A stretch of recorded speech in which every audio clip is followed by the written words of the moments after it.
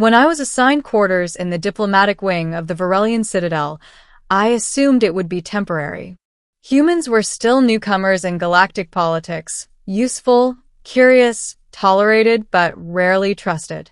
The Citadel itself was ancient, grown from layered crystal and living alloys, floating above the violet clouds of Viral Prime like a crown that had forgotten its king. I was there as a cultural liaison, which was a polite way of saying observer. My job was to watch, listen, and report back to Earth. No heroics. No interference. That was before the maid. She arrived every morning precisely at the 6th chime, moving so quietly I often didn't notice her until something was already clean. She was small by Varelian standards, her 4 eyes arranged symmetrically across a narrow face, skin the pale green of early leaves. She wore the standard servant sash, no rank, no insignia. She never spoke. At first, I thought it was a language barrier. Then I realized she spoke just fine to others. Just not to me. Which admittedly made me uneasy. The Citadel was not a place where servants had secrets. Or silence. On the 7th day, I noticed something odd. Every time she cleaned my desk, she paused near my datapad, her eyes lingering a second too long. When she wiped the window, she angled herself so she could see the corridor outside, as if listening for something. Still, she said nothing. Until the night, everything changed. It was well past midnight when I woke to a faint sound, the whisper of fabric, the soft click of a cleaning tool deactivating. My room lights were low, set to human circadian standards. She was there, near the door, frozen like a statue. "Can I help you?" I asked, my voice rough with sleep. She turned slowly. Her eyes met mine. And then, in careful, accented galactic standard, she said, "Human, you must keep this a secret." Middle. I sat up immediately. "What's secret?" I asked. She hesitated, then stepped closer, her movements precise, practiced.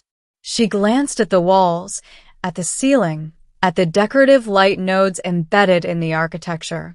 "Are we being monitored?" I whispered. She gave a small, sharp nod.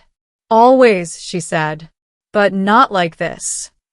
She reached into her sash and removed something small and translucent, a shard of crystal no longer than my thumb.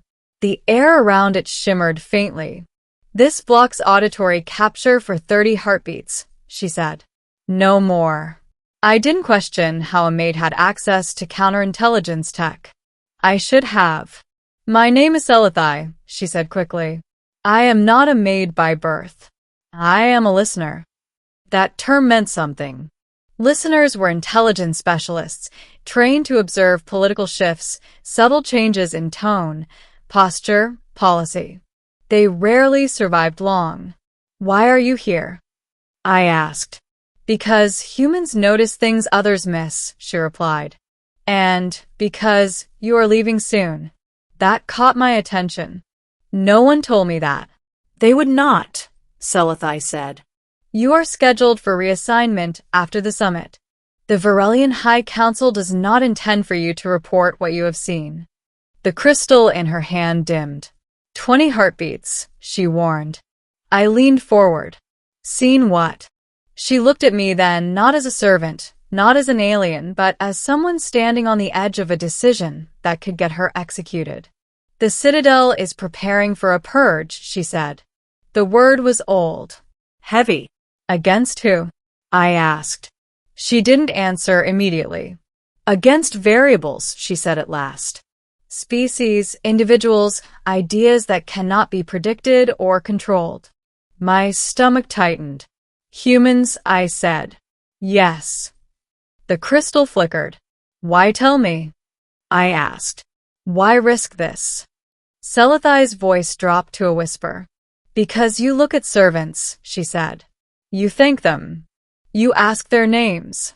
You are disruptive." The crystal went dark. She stepped back instantly, her posture shifting, her expression blinking into something carefully neutral. In seconds, she was just a maid again. "I must finish cleaning," she said aloud, in the flat tone others expected. I lay awake the rest of the night. The next day, nothing happened. No alarms. No arrests. The summit continued as planned. Alien delegates debated trade corridors and starship tariffs while sipping bioluminescent drinks. I filed my daily report, carefully sanitized. Scifiaudiobook returned that evening. This time, she didn't wait for midnight.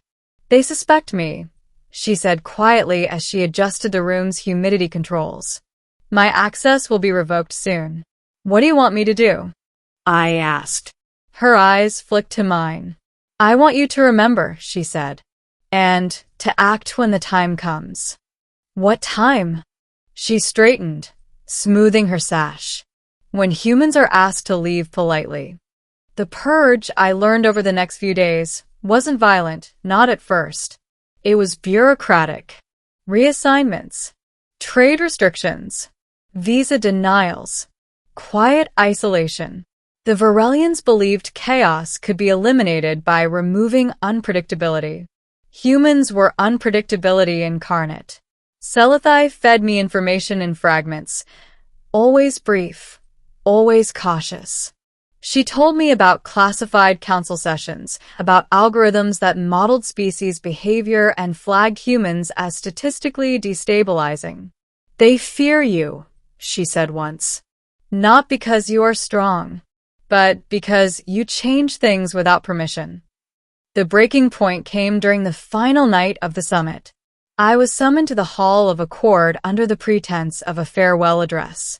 Scifiaudiobook intercepted me in the corridor. "Do not go," she said urgently. "They will isolate you." "Then what?" I asked.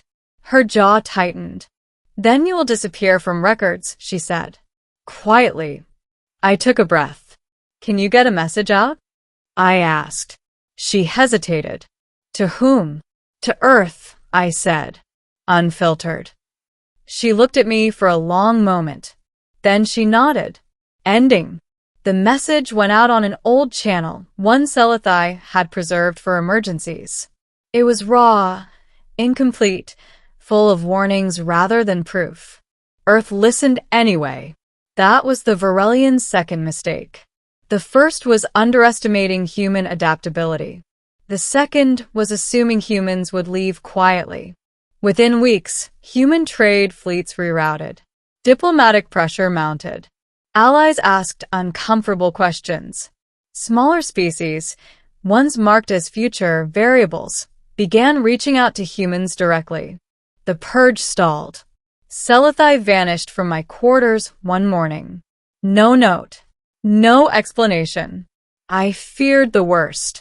Months later, after humans had secured a permanent embassy, staffed not just with diplomats, but with teachers, engineers, and cultural exchange teams, I received a message routed through 3 neutral systems. It was short. "I am no longer a maid. I am no longer a listener. I am an ambassador." I smiled. Years passed. The Citadel changed. Servants were no longer invisible. Protocols were rewritten.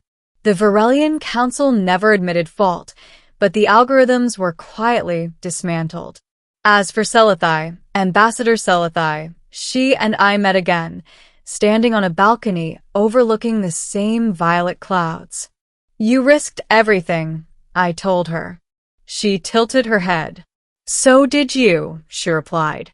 I thought of that first whisper, the way one quiet moment had altered the course of interstellar history. "No," I said. "I just listened."